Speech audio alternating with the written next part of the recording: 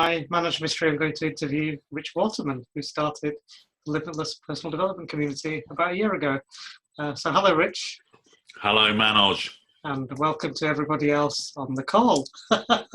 Right, so I thought it would be really nice to just interview all the members of the community because everyone's done very interesting stuff and they've got lots to offer the rest of the community. So it'd be nice to just get to know everybody in this kind of way. And I think if this video goes quite well, then it's good marketing material for Rich and also for the Limitless community.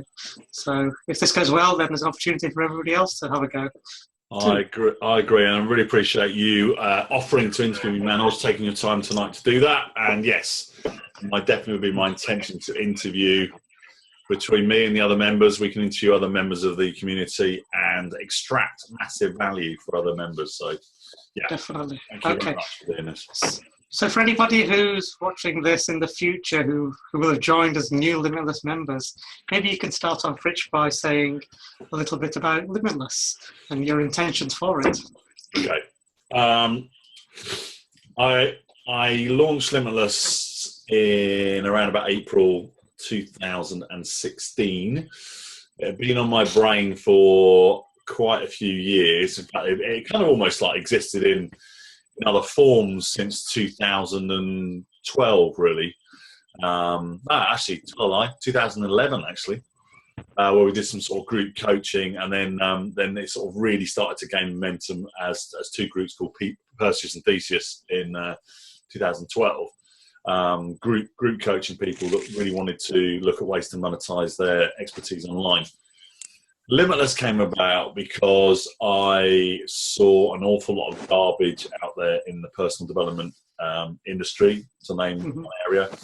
Poor quality teaching and training, and a whole load of areas: mindset, health, wealth, spirituality, relationships. And my intention was to gather together people in a community to kind of share best practice information in various areas, and also to for people to have a platform if they wanted to either demonstrate their coaching ability and or expertise in an area. That was the original intention. It didn't quite turn out that way. It's going to turn out. Early days. I've got some ideas around that which I'll talk about, so I guess some point in this interview. But yeah, it's in summary, one thing to be aware of, I think, with anyone that's thinking about launching a community or or something like this, is that I think it's two things are important. One of which is what is the common outcome of the group, and I think in my case I made it quite broad intentionally. I'm not sure that was necessarily a best choice, because it's then people have to decide, what is of interest to them. Now, if you have very, very big numbers, then I think broad works. I think probably the advantages that Perseus and Theseus had, that were the pre-runners to this, were clearer focus. And then there's another question there also around pricing as well. So I wanted to make this available to everyone. But a challenge with lower pricing does come the challenge of commitment. And certainly after we had challenges with some technology platforms like Blab, for example, I'll take ownership of the fact that it was difficult to find something else that worked well for a community, and then that kind of we have to kind of then reignite interest and so on and so forth. So that's being as honest about Limitless as I can, and looking for ways to engage maybe a subset of people going forward. Got it. So I think the lessons for other people who start a community is think about the focus, either broad versus narrow. Think about the pricing, low price or high price, and also think about the technological aspects, because a large number of people drain resources potentially.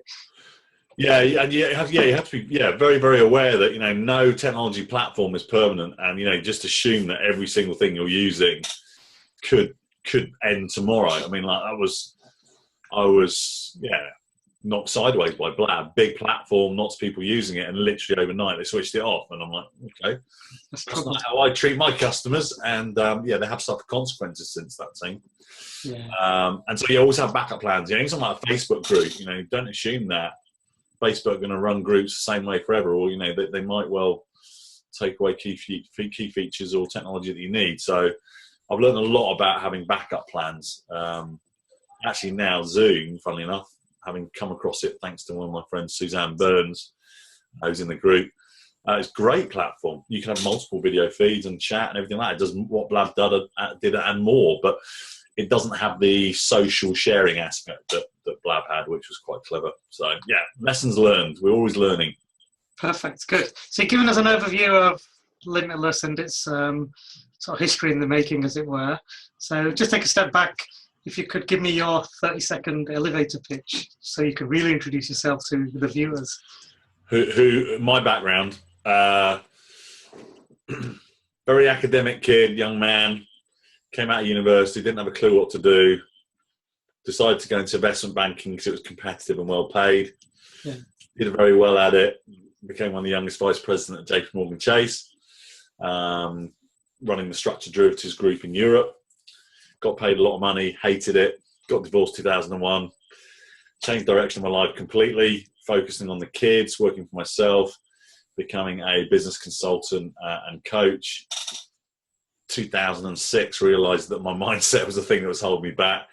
Did a Tony Robbins course, loved it, got into coaching, set up some businesses based around coaching and mindset, became an international speaker on mindset, ran a couple of government schemes helping businesses, working with, as a consultant for Grant Thornton, and now spend my time as a strategic business advisor, which in essence is a combination of a business coach and a business strategist, helping already successful business people to increase the profits of their business, increase their personal wealth, and to regain quality time, and speaking passionately about that subject. And then more recently, running this community, and even more recently, running a mastermind for coaches called The Secret Business of Coaching with my cousin Christopher Joseph, helping coaches to make money.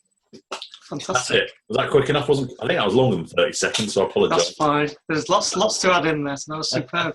Brilliant. Okay, so how did 2016 pan out for you? Did it pan out as expected? Oh, good question. Yes, pretty well actually, to be honest.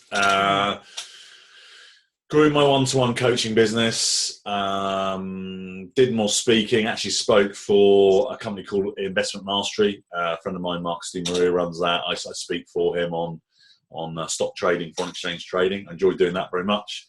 I didn't get to as many Robbins events as I would have liked, but you know, gave me time to do other things as well. Great start to the year for Limitless, and then later on in the year, discovering different ways it could be run. And it's probably still exploring that, to be honest. I have some ideas about what I would like Limitless to be, but those are my ideas, and we've got to test the market first as well. There's Christian. Hey, Christian. Hi, Christian. Hi. We've already started the interview. I've got a few questions at Rich already, so we're going to crack on with them. So yeah, listen in and take notes, as Rich would say. And I will grab a headphone, so I'll be back in a second. No worries. Okay, so you talked about 2016, Rich. What are the main sort of goals for you in 2017, and how are they panning out? 2017 is about 2 words: simplify and peer group. And so it is focusing on a one-to-one coaching business again. That was the biggest shift the last couple of years has been focused. So focusing on peer group as well, making connections with successful coaches, successful business people, remembering how good my network is. It's going to be the first year of running the Secret Business of Coaching Mastermind, which we started in February, which of course you're a member of, Manoj.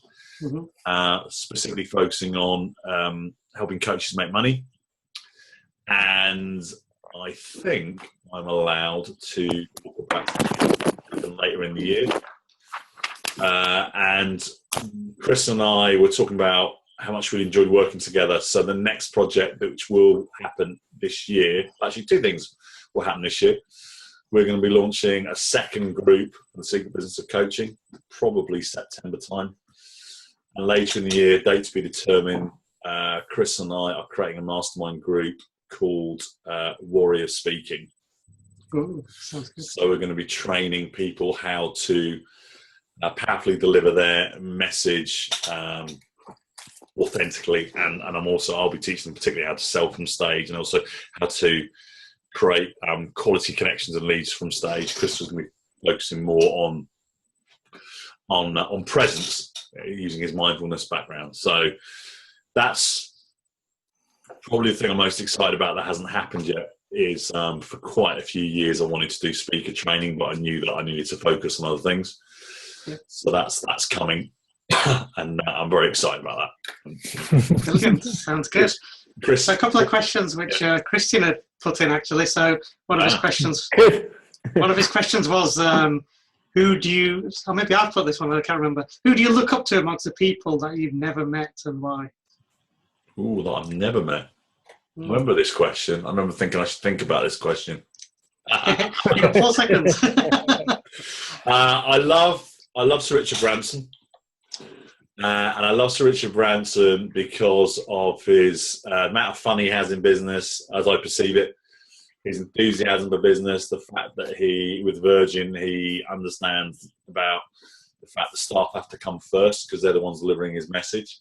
Yep. And I love how he looks at industries where things have not been done very well, and takes the Virgin brand into those and disrupts those industries. So that's one person I really admire. Another sort of person that I really admire from a business perspective would be Peter Jones, who's again one of the Dragons Den. I like Peter Jones. He reminds me actually a lot of one of my best friends, Robin, in that he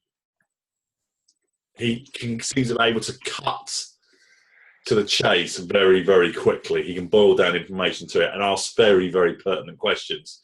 I also kind of like the fact he doesn't really suffer fools gladly, but he's also an appropriate. Actually, if you look at Dragons Den, he actually can be very, very kind to people as well. So, so there's 2 people. Who else do I? Let me think about something a little bit broader. I think there's some spiritual leaders that I would like. I mean, I'd love to meet Eckhart Tolle, for example. That's just like a completely different way of thinking. I find his work and work of other people in that field quite thought-provoking. And ultimately, business for me is a how, it's a means to an end.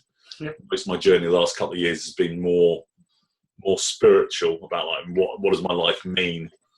And actually, a lot of my speeches are based around that as well. It's really the intention. A lot of my speeches is for people to discover their meaning in life, what they feel their purpose is in life. So, people like Eckhart Tolle being quite a major influence in that regard. So, I think those are the 3 that stick out. I'm sure I think of someone else. As and when there's loads of sporting heroes and stuff that I can name, but excellent. Being a sports addict, but yeah. Okay, good. So a couple of the people you mentioned there were obviously entrepreneurs. So Christian had a very good question, which was basically, if you had to earn £1 million in the next year or 2, how would you try and earn it? Your question, Christian, if I remember correctly, was it 2 million in 2 years? Yeah. Yeah. Okay. Yeah.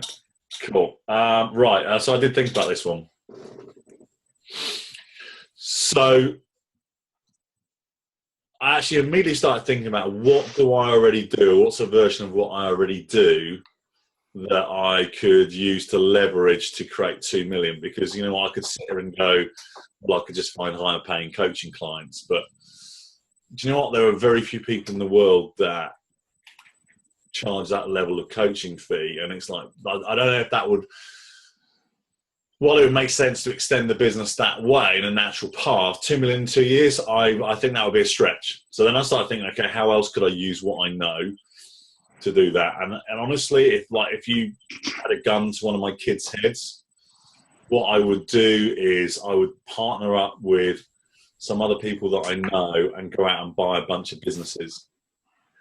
So I'll go and buy some businesses because it's actually relatively easy to borrow money against businesses, particularly if you've got the right people in your team. And I would use my mindset and business coaching skills then to effectively turn around those businesses and then sell those businesses on. That would probably be the quickest way for me personally to make 2 million. I think that would actually be very, very, very realistic, very possible. The other, one of my favourite books that I read last year, was it last year or the year before? it's definitely within the last 2 years anyway, Mm-hmm. was Cash in a Flash by Robert Allen and Mark Victor Hansen. And I read that actually as part of some stuff. Marcus did a little, that's really quite a good idea. Maybe we'll do it in Limitless. We got everyone to pick a book, and we reviewed a book in a couple of months, and then posted like a synopsis, a précis of the book for everyone else to read. I'm not entirely sure the technology worked very well, but in that book, they said the quickest, fastest way to make money is through property. Now, I don't know much about property, but I do know people that know stuff about property. So the obvious other way for me that comes to mind would be flipping property. So, yeah, in 2 years, you definitely could get into the right level, buy a property, do it up, flip it, go up to the next level, flip it.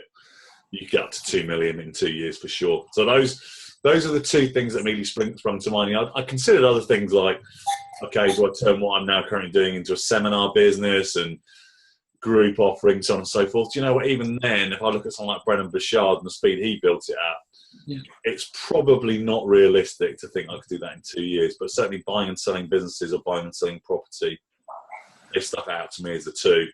Even like trading and investing, again, not unless you've got a big pot of cash, you're going to generate the returns that you need for that. So that was my answer, Christian. Great. Perfect, yeah. So several opportunities there. It was a challenging target that Christian had set, but we found a few ways to actually reach that target. Yeah, and I think that obviously property, generally people will tell you property is a very fast way to make money. And then the other thing is think, well, my advice to anyone else would be, what skills have you got that you could apply to a large scale? Like, for example, if I could find the right business owner who owned a business that was worth, a couple of 100 mil, and I actually do know someone that's worth 100 mil, I'm sure he knows other people. That would be my other option, would be to say, look, I will coach you and your business on a percentage basis. That's the other way that coaches earn a lot of money. So I think a good place to look at is to go, what skills I've already got, and I just need to play that at a high enough level to do that. But the one that I would most comfortable doing would be buying and selling a business, because I've done stuff like that, courses with Keith Cunningham, and I know people that are doing it. So, and what I love is about that you're continuously thinking about creating a good team and partnering up with someone else. Yeah. I love the way of thinking in it. I think it's the key thing, but I'd love to hear it. Yeah. It's all, for me, partnerships are so important. As long as you got to be selective. I've gone down a few blind alleys over the years, sorry. Working with my cousin actually on the current mastermind group has been a great positive reference for me for partnerships, because we've got very similar values. We had a very clear outcome, and so that's kind of reignited my passion for partnerships as well. So that's been great. So in terms of partnerships, what are the sort of couple of things you would look for in a partner? Is it just what you've just said, or anything else? Values first, without a shadow of a doubt. Alignment of values. Yeah. Do we, I say values and standards actually. Do we approach life in a similar way? Because that's where I've had issues before, always around miscommunication around values and standards. And then I think if you've got complementary skill sets on top of that, then you're in business. I think the only other thing to consider that probably I've learned most in partnerships is just being clear on time investment, because it's kind of like the unspoken thing. And the easiest way to create a partnership is for you to come in and you consider each other to be equals. Therefore, you invest an equal amount of time. That's the easiest way to create a partnership. Otherwise, then you're starting to try and value what each person's doing. And if one's working more than the other, how do you compensate that? Whether it's with sweat equity, or it gets messy. Yes. So I think partnerships of equals is an ideal for me. Yeah. Perfect. Good. All right. What I wanted to ask you was something, again, Christian, I brought up, if you were to sort of die today or this week, what dreams would go with you? What unfulfilled dreams would go? That question actually made me feel really sad. Oh, we'd be very sad, of course. There'd be the two biggest regrets I'd have, and definitely in this order. The biggest regret would not being able to see what my children did with their lives. By far and away, that's my biggest thing.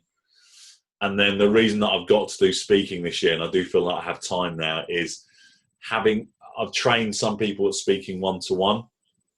Actually, interesting that last week I just did a very small course for a small group of 6 at a corporate on speaking.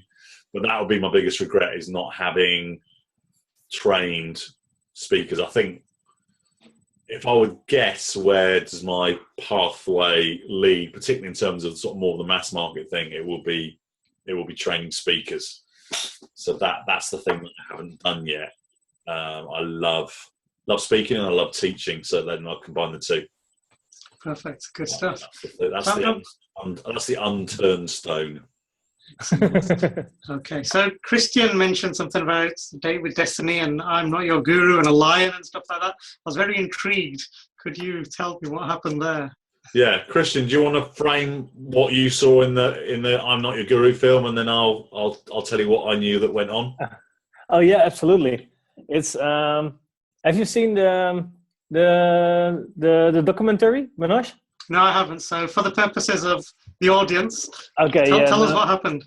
Yeah, you have this great documentary about Tony Robbins and his Date with Destiny, which is a 6-day event, and you see the interventions he makes to people's lives. Yep. And it can be in the personal life, and there's this bit, I think it's on the 4th or the 5th day, about relationships. And then he asks about, who has created their vision about the relationship they want to have in their life. And then this beautiful lady stands up and she has a vision. It's like, you get goosebumps when you think about how she connects the strength of men through the universe. And that was brilliant. And then her partner stands up, and this guy, he was not, he was a boy. Yeah. And he was this small boy, and he then in front of all the people, he had to share his vision, and it was just more like, I hope we will understand each other better, or it was just, there was no vision. But yeah, and so then there was this moment of Tony Robbins who interfered, and he shared the story of what happens when a lion grows up between sheep. Mm-hmm. And that we lose the lion in ourselves, and that's what happened with this guy. And I thought it was super powerful. Yeah. And I know Rich mentioned it. Yeah. After doing this, that he was backstage. That you did the follow up after this intervention. Yeah, I had a conversation with him. I basically was looking to reinforce it with him. So, but I know the process of what happened. So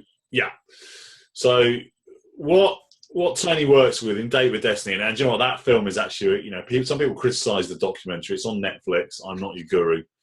Some people criticize it because it's not perceived to be critical of what Tony's doing, and that wasn't the intention of the director. The actual intention of the film was to capture as accurate as possible what happens at the Date with Destiny event. And do you know what, it is really accurate. It actually felt like a Date with Destiny to me, captured in a compact format. And I do appear for about 2 seconds if you look at down the red shirt. That particular intervention, as we call it, normally relationship day is on day 4, so I'm going to guess that it was on that day, but Tony does tend to move things around a little bit. And as Christian says, look, one of the biggest challenges that we have in modern society is the lack of polarity between men and women. So by that I mean, or same-sex couples as well. So let me make it more generic than that. In essence, as human beings, we can have different degrees of male energy and female energy. And, probably around about 85%, that sort of region of people have the same energy as their sex. In other words, you're born male and you have male energy as your core. Born female, have female energy as your core. 15% of people have it flipped. So they'll have female energy as their core, but they're born a man, and vice versa. Doesn't mean you want to be the opposite sex. Doesn't necessarily mean that you're gay. Doesn't mean any of that. Can be. And then a small percentage of people kind of really don't have much of either. core. It's just kind of flat. And what we look at in what creates passionate, intimate relationships is polarity of having someone in male energy and female energy. And male energy, in essence, is predator. It's predator energy. It's very focused. It's, if someone's not sure with their male or female energy, Tony always asks them, when you're having sex, do you want to take someone or do you want to be taken? and you know, it could be we're in a heterosexual relationship. It could be homosexual relationship, whichever way you want to define it, lesbian, gay, whatever. Transsexual relationships, the whole stuff, it still works the same. Is you need this polarity to have this passion. Otherwise, you end up with friendship. You know, friends are people often that share similar values and are similar. But, you know, maybe you stayed friends, or maybe even you met each other as single and stayed friends, maybe because there wasn't a polarity. So what he works with on Relationships Day are people reclaiming their core. One of the biggest challenges in modern society is the way that particularly women in the workplace have become, I'm going to say women, but women with feminine core in the workplace have become masculinized. And men have become feminized. Now, when that couple stood up, I mean, the woman was stunning. I mean, she was absolutely gorgeous and very feminine as well. But she had started to develop a little bit of a masculine edge, because do you know what? Her male partner wasn't really stepping up in that role. But the male partner was this kind of typical, what I call metrosexual guy, trying to kind of please everyone, trying to present the acceptable face of manliness. When, do you know what? We are designed to freaking go out with our axes and our bows and kill shit and back it home and be their fucking hero.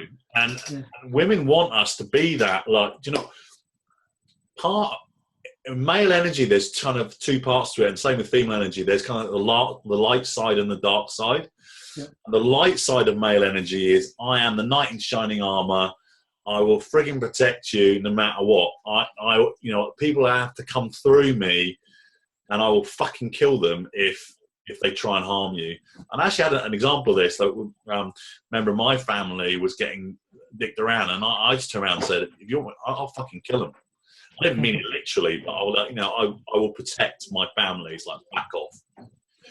But then there's also the dark side of male energy, which is, if I have protected you and been the knight of shining armor, then I'm going to take you. You are mine, my prey, and I'm going to take you. And actually, you know, in a safe relationship, feminine energy love that. They love that fact that the man is like, yeah, I trust him, he's looked after me, and I now want to be taken by the man. And it's part of feminine energy, you know, actually wants to be taken by someone that they trust. So the problem with this man and this woman was, he was basically being a pussy. Not a better phrase, I'm depending on that, but he was soft. He was trying to be like basically a woman in a man's body. And so there really wasn't very much polarity. And as Christian was saying, you know, he is a friggin' lion, because, you know, think of himself as a lion, a predator, man. He was a lion that had become orphaned and then ended up growing up with a load of sheep, and basically became a sheep that looked like a lion. Right. And what Tony started to use this metaphor, this description of a lion, because he wanted to remind the guy who he was at his core. And a lot of what we do on that day is getting the guys into their masculine core, getting the women into their feminine core. Often the women have a light and dark energy as well. Women or feminine energy, sorry, is the light, is the nurturing, the supportive energy. You know, if you look at a woman naturally with baby or with animals, these sort of things, just way more caring, empathic, supportive, gathering, keeping the brood together. The dark side of feminine energy is manipulation. So I'll use that to get what I want. So like men have dark energy, so women have dark energy. So there was a little bit of this coming out in the lady because she wasn't getting what she wanted. But basically what Tony started to use as a metaphor for this guy being the lion. And he basically taught one day, you know, the lion was going along, in the flock of sheep, and then suddenly this pack of lions come in and kill all the sheep. And the last lion left, which is this guy, is sitting there going, what happened? And going, because he's learnt to be a sheep. Right. And the other lions say to him, what the fucking hell are you doing? You're a lion. Why are you going bear? And the guy goes, I'm not a lion, I'm a sheep. I grew up with the sheep. And the lion grabs a piece of meat and shoves it in his mouth. So what Tony did in front of this guy was he like pretended to shove this meat in his mouth and said, eat. So the lion bites into the meat and he remembers that he's a lion. Right. So what he then did was what Tony does, he used the audience as an anchoring tool to re-energize and bring him back to the core. And so he got this guy to roar in front of 2,000 people. And the first time it was pretty lame. It was like, wow. Yeah, and then he said, no, that ain't a fucking roar. And then this guy just fucking unleashed. He was doing it for a man, and he just got him to keep on roaring. The audience going, yeah. Gosh. And of course, his partner's going, ooh, like he's now broken through her because that's the guy that will frigging protect her no matter what happens. The pussy guy is not a protector. Yeah. And also, he's also a little bit dangerous as well. But she trusts him, so that's good. So then there's polarity. Because she's like, oh my goodness, I'm like with a lion. It's like, oh. And so what we did was afterwards, a few of us the trainers kind of went up to the guy and we're just reinforcing that masculine core. One of the things I'm kind of known for in the Robbins environment is this kind of masculine energy. Yeah. So we just had a few conversations with him. We were just basically we call anchoring it into him, so reinforcing the male core. And then the next day, Tony came back to that couple and kind of asked, so how did the evening go? And there was kind of like an implication that it had gone quite well without revealing too many details. And so again, that's reinforcing it because then they had a very obviously intimate outcome from that. So then they're both happy. So again, it's reinforcing the process. But yeah, that's something we do a lot in the David Destiny is, you know, often if I'm struggling in business or personal life, what have you, one of the best things I can do is come back to my male core energy and just go, right, stop thinking it, Rich. Just fucking do it. Go out there and just kill some shit. And it's very powerful. And so Tony does this a lot during the whole course, but specifically on this day. Yeah. So very cleverly using metaphors and stories to show him what the path was, and then get him to connect with the story because stories are very, very powerful for us. And that was kind of quite a long answer to your question, but yeah, I'd recommend watching the film just for that bit because it's what I love. Yeah, well, because that's the reason I asked you this question. Actually, there was, you know, as a man, as a male, you always want to have a happy wife. But it's interesting that, you know, even the biggest guys, they become all pleasers at that moment. Yeah. I came into the Robbins environment as a pleaser, and it's still the one thing I have to watch out for. And it's, and I've got a good friend of mine who's been single for a long time, and I'm always saying to him, dude, you know, he's got the knight in shining armor bit nailed. He'd be like a literally brilliant partner to anyone. He's so attentive, so caring, very protective, but he doesn't have the dangerous bit. And by dangerous, I mean just it's that predator bit. And you kind of need both. You kind of it's like kind of also as men, and maybe we don't want to talk about this too openly, but you know, part of men love that dark side of female energy. You know, like, oh my goodness. I mean, like, feminine energy is way more powerful than male. Yeah, attractive lady. She doesn't not necessarily even physically attractive, but a lady that really owns her feminine energy walks past a man. It's like that's a magnet. Yeah, that's a magnet. We're complete putty, really. And I had some great discussions with a lot of business women, like these power women. And they have too much male energy, and there's not any male that can feel significant next to them. Yeah, because they're always bigger, you know.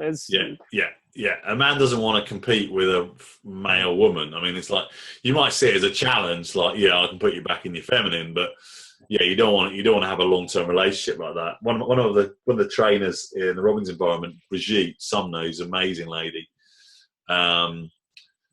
She wrote a book called "Giving Back His Balls." That's pretty important. Really. You know, we are different. You know what? You know, I'm going to sort of generalize it as being men and women, but you know, we've got different frigging genetics. We've got different bits going on. We've got different hormones going on. We do think differently. We do have different needs and wants. It's just the way it is. We all have a spectrum of male and female energy in all of us. I can access feminine energy. Is very, very powerful for me for creating a rapport, for example. Yeah. But I don't want to live in my female core. I'd be miserable. Like a woman, a feminine woman wouldn't want to live in a male core, which is the problem with a lot of corporate jobs at the moment. So yeah. Oh.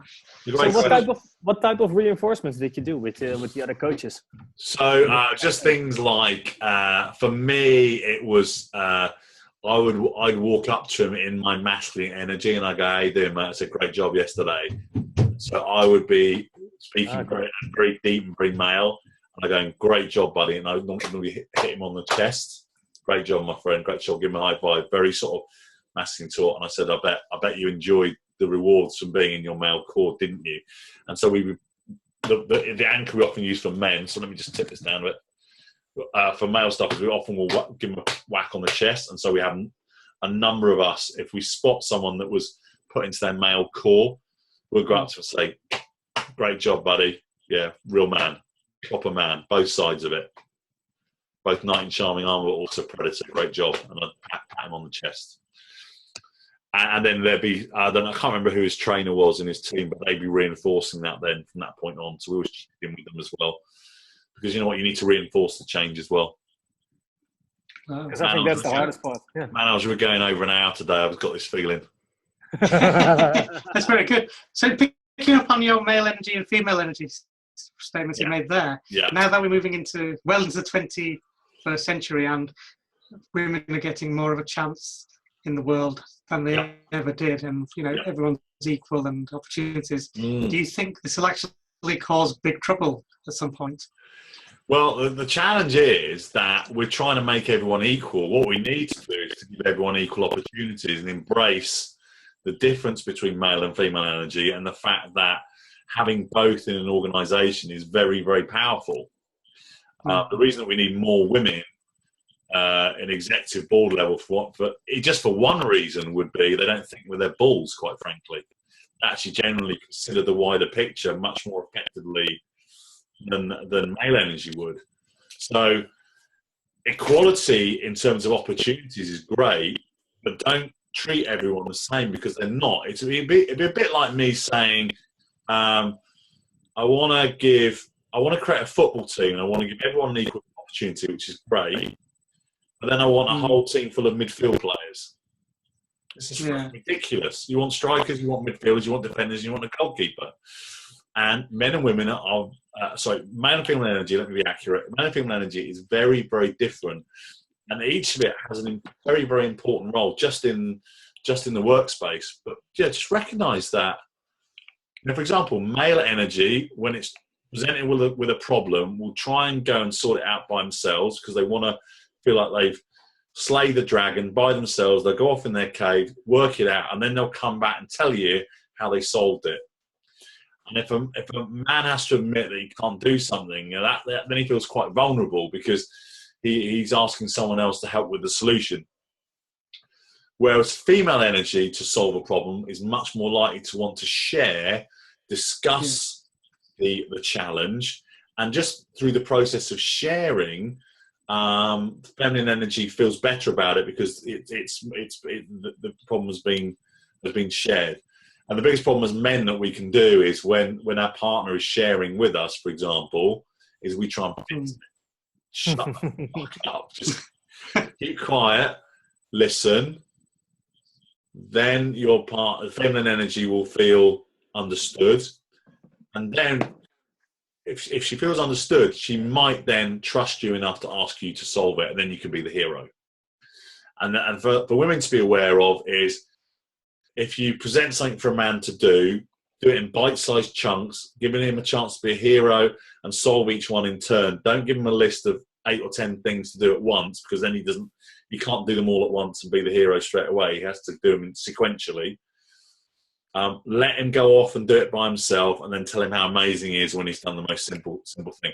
Men are quite like dogs in many ways. Give them a simple instruction, wait for them to come back, and give them a reward. Wow. So a hypothetical situation from what you just said, it seems plausible that we should have a woman as the manager of the England football team, the England rugby team, Premier League football clubs. Why not? Well, we should. I mean, there definitely should be female energy input for high level.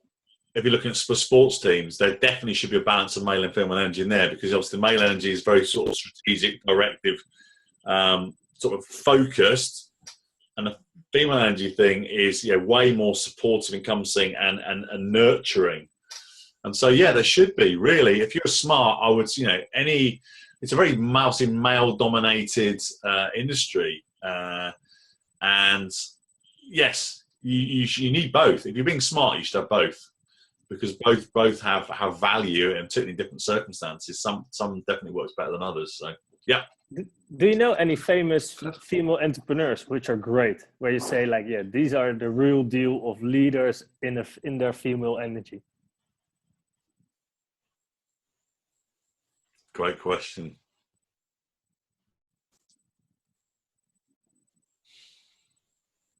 Would our Prime Minister be a candidate? I think she's got quite a male mask on, if I'm honest. When I hear her speak, the way how she's doing the Brexit, that's a male way. Yeah.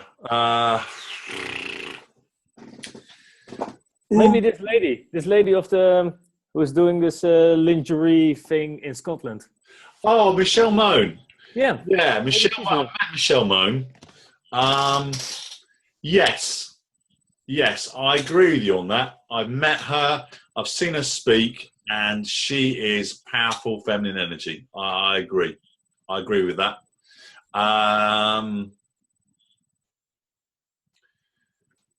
What about Michelle Obama?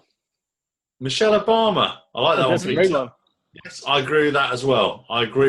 She is a very, very strong example of feminine leadership. Great one, Peter. Agree with that. Maybe Oprah Winfrey, of course. Oprah Winfrey is an interesting one, because her partner was quite feminine mask. That's right. Oprah was quite masculinized, but she's definitely softened. She's actually been on some Robin stuff, and she has definitely softened, Oprah, for sure. But I think her and her partner, definitely a few years back, had polarity, but it was flipped. Oh, really? Mm-hmm. Yeah. And sometimes you can do that. Sometimes you can play with it and flip it. And it's interesting. A lot of people in the relationship space and energy space I think they're flipped. Like, there's a lot of guys that talk about male energy stuff, and they're quite feminine. There's actually a lady in, I'll give a shout out to Dilara, actually. A lady called Dilara Tetic in London. She's doing a lot of female energy stuff. She's very feminine. Starting out, relatively new on the personal development scene, but Dilara Tetic, she's great. There's a few Robbins trainers that are feminine and very successful. Like, so there's a lady in a trainer body called Gina Close, Kloes. Gina for sure can access male energy when she needs to, but she's basically very feminine. She's an extremely successful entrepreneur. Yeah. Talking about flipping energy, I think of the Blairs that way. Tony Blair was kind of quite feminine within the lovely Sherry Blair. Yes. She seemed quite masculine, didn't she? Would you agree? Yeah, I think so. I wouldn't be surprised if that's kind of a mask that both of them developed for work. So I wouldn't be surprised if sort of behind closed doors they have polarity, kind of what I call the normal way. But I agree with you on that for sure. Very true. I love this subject because friends of mine, he's in love with with guys. Right. And I asked him what about this? Are you the male energy, the female energy, and what about being significant? Because as a male you want to feel big, and as a woman you want to feel small. Yes. But Women how are you notice. going to do it when you are with two males? You know, because your inner. Yeah, and so that's really. I think it's interesting. I love it to speak with him about this with a beer. It's fascinating to see that. And my brother is gay, and he's feminine. He's definitely feminine core. And so I've met obviously a number of his gay friends.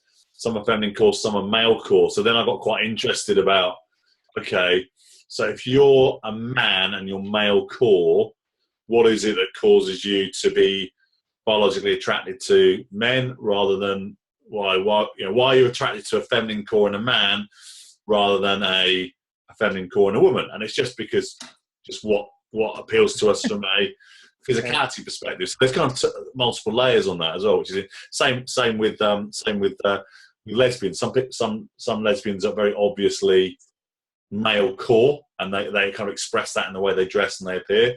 Some are feminine core, so then I'd ask lesbians, like, okay, so you're feminine core lesbian, why are you attracted to a male core woman rather than a male core man? And it's just, physicalities and stuff like that. There are some examples in Robbins where people's sexuality have been determined by significant events earlier in their life. But generally it's just like, we're just born with a preference for the sort of person that we find attractive physically, and then we're attracted to the opposite sexual core. So it's a really interesting subject. Yeah, I can speak about it. Sorry, Christian, go on. No, go on. No, I was just wondering what came into my mind, and it might be complete nonsense, this, but I'm kind of thinking about disc profiling female and male energy, and whether kind of D and C are kind of male energy stuff and INS are kind of female energy kind of stuff. I don't know whether I'm onto something there. Yeah, it could be. It's something that D can be often be male energy for sure. I'm like off the charts D and I, like really high D and I, sort of bit of S, bit of C. But yeah, I understand where you're coming from with that. Yeah, it's an interesting one. I mean, you'd argue with the 6 human needs in Robbins, significance is probably more associated with male energy, and love and connection more female energy. But obviously, many of us crave both or either or none. So it's a fascinating area. Yeah, absolutely. We derailed your interview, man. I was going to keep going. No. It's very interesting. Yeah, no, listening now. Oh, perfect. Very good. I think you could last for a couple of hours. Okay. All right. So covered male energy, female energy, and lots of the topics around it. Changing the topic completely. If you were stuck on a desert island with 4 or 5 people, who would you pick? Oh my God. Well, we got 3 of them on here, haven't we? I say present company accepted, Rich. Yeah, we're on different desert islands. Oh boy. So I'm gonna part friends and family to one side, because otherwise it'd get messy, right? Desert island. Wow. Okay. So I know I want someone that's useful. What's the name of the guy? I know it's not Bear Grylls, so I find Bear Grylls a little bit annoying. There's another guy that used to go tramping around with people in the wilderness, and Ray. Australian guy. No, what was his name? Was it Ray Mears? I want Ray Mears with me because he's really useful. He's got practical skills, so I'll have him there. I'd want someone that I want someone that was a really good storyteller. I think I'll probably have someone like. One of my favourite. I can't have someone that's dead, really, can I? Because they probably would be not great company. Growing up as a kid, I loved the fantasy novels by a guy called Raymond E. Feist. So I'll have Raymond Feist there because he can tell me some stories. What else do I want? I can't be too inappropriate because I didn't watch the recording. I want people that are female energy. So I'd love to actually have there. I'll tell you one person I'd love to have on that island. I'm definitely bringing Keith Cunningham along, because Keith is one of my key core business mentors, and not only is he an amazingly interesting guy, he's also one of the nicest people I've ever met. So Keith's definitely going to be on the island with me. I quite like Brendan Bouchard on there as well, because Brendan's a lot of fun. He's very he's very entertaining and fun. So cool. And these people you take on the desert island, are they going to stick around, or are they going to try and swim somewhere else? It depends. Might put the world to rights first, and then we'll hatch an escape plan. So I need someone that's a boat builder. But it's interesting. That's all male energy there. I had to be careful there, Christian, because if I start to mention attractive females, I'm going to get in trouble. I'd love to. We're between friends here, Rich. Yeah. What I'd love, so let me think about, because there's a lot of female role models that I have. Actually, do you know what? Genuinely, I would actually, having Michelle Mone on the island would be great, because she's a really, really interesting person, and she's tough as well. She's OCD. She's organized. Yeah, she's very organized. Have you seen this documentary about her? Yeah, she's a lot of fun as well. I'll tell you what else I'll have on there. I'd have Laura Trott on there, the British Olympic cyclist, because she's a really nice person, but again, she's really frigging determined, but in a feminine way. So it'd be good to have her perspective on things. Perfect. Yeah, and then we'll have Oprah Winfrey so she gets out of trouble because she'll have the resources. Goody. Okay, so changing the subject again. Yeah. I understand you're very good at a particular sport. Is it croquet or bowls or something? Would you like to elaborate on your hidden talent? Manoj, I'm just gutted that you can't remember. I am a croquet player, so I'm this year I'm hoping that I get an opportunity to represent Wales nationally, but I'm representing Essex county level croquet, and actually interesting also Buckinghamshire at a different form of croquet. So I played a bit at university. Got to quite an okay standard, and then trying to remember how many years ago it was now. I should be able to work this out. It was about 3 or 4 years ago I started playing again, and I used my mindset techniques to model expertise. I'm very lucky I've got a 5-time world champion Robert Fulford at my club, so I basically modelled the shit out of him. He's a really nice guy, Rob, as well. So I got good pretty quickly, and it's quite interesting now to apply. A big part of croquet is mental, and so I can apply my techniques. Actually, this is called a niche business opportunity. I actually do teach croquet psychology. I run the course actually on Friday. It doesn't pay very well. It's a lot of fun, and I got an opportunity to work with the Great Britain development squad, teaching them mindset. Because the thing about croquet is because it's obviously played in parts. It's not a continuous game as such. You actually do have time to apply a lot of mindset techniques, and the reason I play it. Well, no, I love competition, but the main reason I play it for my benefit is that it's to play it well. You have to go into a mild trance-like state, so it's actually like physical meditation. So after I play a game of croquet, I feel very, very energized and relaxed. So I'm gonna convert everyone that listens to this call to become croquet players. Is it the same like golf? Because I think there is this 1 millimeter change, and you're often it's a similar sort of thing in terms of it's a discrete actions, and then wait for the outcome and do something else that's discrete. I'm actually not very. I think probably because technically I'm not good at golf. I get very frustrated playing golf. I do struggle to apply mindset to golf because I do kind of go, I should be better. I should be better at this. Whereas croquet, I have quite a high level of natural skills. What's the hardest thing at the Olympic Games? What makes the difference between a pro and an amateur in croquet?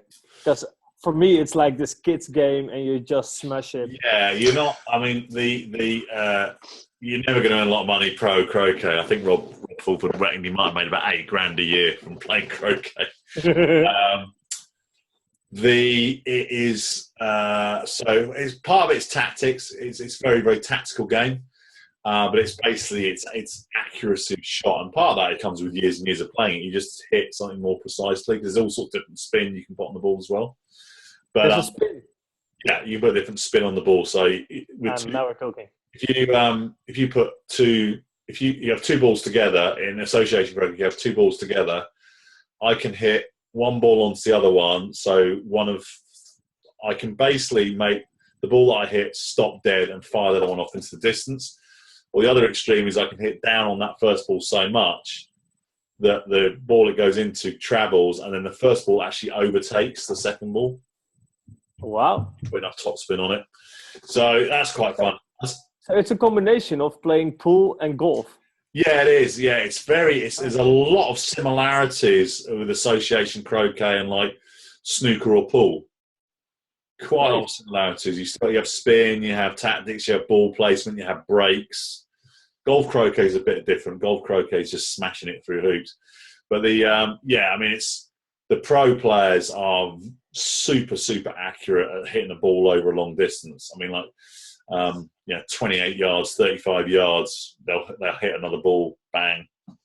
Wow. So it's consistency of swing, and then the mindset around that to be relaxed enough to be able to access that muscle memory. Do you think we'll ever get an Oscar-winning film on croquet? I'll tell you what, it should be on TV. I'll tell you, quite in all seriousness, association croquet can be a bit dry because it's about break building and it can be a bit predictable. Golf croquet, a lot of the Egyptians play golf croquet and they actually smash it around. And actually, in my opinion, it would be a better televised sport than like bowls, for example, like that. It's actually quite an exciting game to watch. But I can't see a film, Manoj, not anytime soon. The Dark Hours of BBC 4, maybe, or something like Honestly, that. if pool or snooker or bowls are on TV, at least one form of croquet should be, quite honestly, because it's a good game. It's a really good game. Sounds like we should start a petition on change.org and get it discussed in Parliament. Fantastic. So you must have had... Sorry, carry on. I said very good for my male energy, though, because it's a competitive thing again. So I like being fucking good at something. In fact, hold on. Can we see this? Oh, there we go. There's my trophy. There's my trophy shelf. Ooh. Up there at the top. Yeah. Well, they're all croquet. Oh, I missed one. Hold on. I'm just showing off now. Go for it. There we go. Fantastic. Mm. Big trophies. That's the reason I play. It's one of the things. Heidi said she didn't like me coming back and cluttering the house with trophies, so that's my main incentive for winning lots of them. Fantastic. So hypothetically, when you receive the Sports Personality of the Year 2017 for croquet, what will you say to the audience on BBC TV? Play croquet. It's a good sport. It's good for your brain, and it's good socially. More people should be playing croquet. Fantastic. There'll be a surge of activity tomorrow, I'm sure of it. Fantastic. So you must have had lots of setbacks, losses and struggles in the world of croquet. But in your other life, outside of croquet, what sort of setbacks, losses and struggles have you had and overcome? What we got, Manoj? Big ones would be 2001 going through a divorce, because it literally hit me out of nowhere. Realistically, I'd spent quite a few years being very unhappy as a banker, getting very stressed to the point I was getting ill. Probably not being a barrel of laughs to be around at weekends or holidays, because I just couldn't deal with the job, really. I just hated it. But that divorce in 2001 hit me sideways because... the biggest impact was I saw my kids on a part-time basis. So that was a big setback. I mean, the good thing, a lot of good came out of that. I wouldn't be doing what I'm doing now. I wouldn't have explored mindset if that hadn't have happened. I wouldn't have focused more on being a dad and actually taking time, finding work that fitted in around being a dad. So every single setback that I've had in my life has always been a massive gift. It's just like it wasn't really delivered in a very nice package. I've talked about some of this before, but in 2001, what happened? So my wife went off with one of her friend's husbands, and then through consoling the other partner, I actually ended up going out with the other partner. It was like a time-delayed wife swap. We went out for about 3 years, and then when that broke down, it kind of everything piled in on once. So kind of went through the divorce again and went through going through a major relationship breakup as well. So 2005 was big. big setback. That was bad depression, where I could actually track my mood in the day through kind of being very low in the mornings, and you almost end up. A lot of people describe the similar sort of thing, and in the evenings almost euphoric. And then you go back through it all again the next day, and next day, having panic attacks, all sorts of stuff. So that was horrific, and that's how I found Robbins. I was like, I've got to sort this stuff out. And actually, two things. Actually, quite honestly, I got bored of being depressed, and I started going down the gym. And then I discovered Robbins, and I was like, okay, I'm not doing that again. I still, don't get me wrong, I still have days. My cousin Chris talks about it as well. He's been through the same thing. Going through all that. It's one of my greatest gifts, though, because it means I can empathise with people. And actually, started building the coaching business was really hard. In fact, I remember Manoj. I did that as an experiment. It was like, I'm never going to sit here and complain that I've not had money, but I've had times where I've been asset rich and really quite cash flow poor.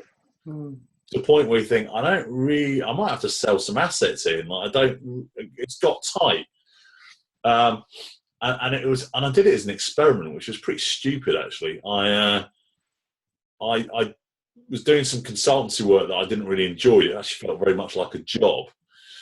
And I wanted to do full-time coaching for a while, and I did. I just jumped straight into it. And we talked in the Perseus coaching group about, do you taper out of something, then taper into something else, or you just stop it and just jump? Yeah. And I'm sure some people can stop and jump. For me, it was horrific. I went through a few months of going, I'm not earning any money here, and we were spending loads of money redoing the house. I'm like, shit, money's going to run out. And that's probably the only time that I've ever thought. I started putting money on some credit cards. I thought, I'll just stick it on there for now. They'll get it all sorted out. And then suddenly you're looking at it going, oh shit, hold on a minute. If I'm not careful here, I'm suddenly got this ballooning debt. And I basically, what was good about it was the pain forced me to find a way to make coaching business work. And so I created a way of selling coaching that was congruent with me. And quite honest, I just pulled my finger out of my arse as well, if I'm being honest. And I taught that to my cousin Chris. He started making loads more money, and I'm teaching it obviously to some of you guys this year. So every single thing that's been really difficult. Another time I had chronic fatigue syndrome at the end of uni. That was wow. And still, again, I still suffer the consequences of that occasionally. Don't talk about that too much. But every single thing that I've struggled with has always been the greatest gift. I can't say I look back on it fondly, but I am very grateful for the experience, because the hardest thing I ever went through was, I talked about it last weekend, actually, when I was speaking for Marketing Maria. The hardest thing I ever went through was seeing my friend George lose his daughter Leonor. And yet, like with everything else that I've said, is what has come from that is magical. I mean, that man has certainly, goodness me, in terms of honouring the legacy of your daughter, he's remarkable. And through something that was a horrific, on the face of it, a horrific experience. I honestly have gained another brother. I now have a second brother. And a lot of what I talk about now is because of what happened with Leonor. So that was hard. That was very hard to go through that and to feel that level of responsibility, to see my friend go through that. But now to see what he's done with it, again, it's interesting. It's always, kind of phoenix from the flames type stuff seems to show up again and again and again. Yeah. But you wouldn't, well, certainly in Leo's case, I guess we wish we could have come to the same outcome with a different outcome for her. But, sometimes some people are so special they don't need to be on the earth for very long to impact us. So. Wow. Thank you, Rich. Thank you for sharing all of that. That was very powerful, very good. Thank you. If you could relive a very special day Which day would you relive again? Oh, wow. Okay. Ooh. Wow, that's a good one, Manoj. You can defer and have a think. No, I've got something in mind. I'm just trying to think. I mean, like, for me, I'll say the first thing that came into my head. The first thing that came into my head was the birth of my first son. Because to know that you kind of passed on something you into a next generation is amazing. And he was actually born by emergency cesarean section, so I actually got to sit with him for quite a period of time before my wife at the time saw him. So that was amazing. It's not like I'm singling him out as being any special from the other three, because when you said that, the first four things that were in my head were the birth of my four children. Undoubtedly, in terms of the impact on my life, the impact on my life, it's definitely about those four. The other one that really stands out, if I'm thinking about days, was again related to Leonor, was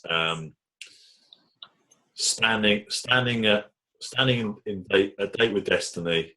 Do you know what? It might even have been the year it was filmed. I think it was. I think it was that same event where I'm Not Your Guru was filmed. I think it was.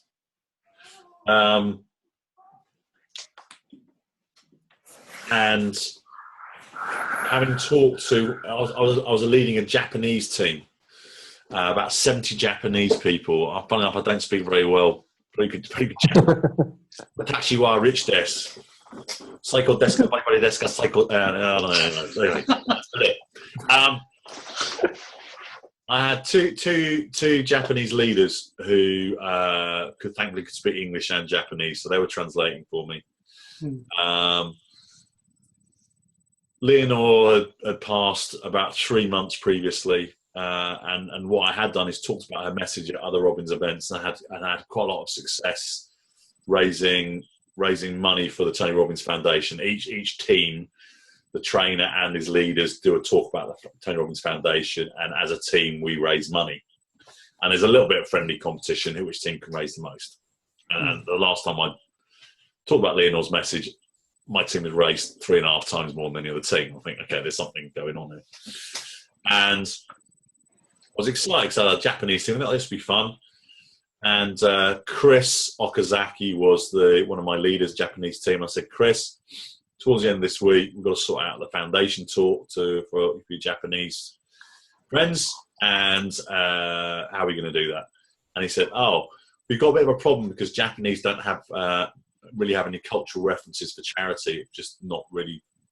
I was like, oh, crap.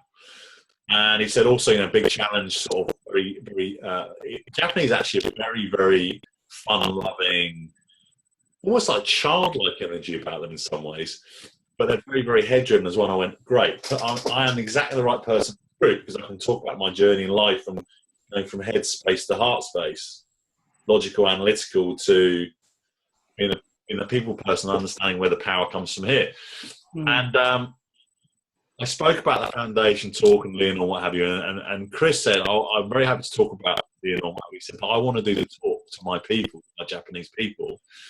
And I also want to talk about a few things close to my heart as well. And I went, go for it, Chris. While I was going, oh shit, I've suddenly lost control of my foundation talk. And Chris Okazaki, this Japanese guy, amazing guy, not only had our team talking to our team, but there were 2 other Japanese teams. They came in as well. Yeah. Chris talked about Leonor. He also talked about Japanese teenage suicide and how that was impacting Japanese kids, and it had to stop. And I looked out across this sea of Japanese faces that apparently don't get very emotional and don't really understand what charity means, and they're all, to a person, crying their eyes out. Wow. And 2 seconds later, I'm getting the translation in my ear from one of the other Japanese leaders, and I'm crying my eyes out. And that day, Chris's speech, helped our team. We came top, most importantly. Our team raised 70 people. We raised over $180,000. Wow. And the Japanese people raised between them $350,000.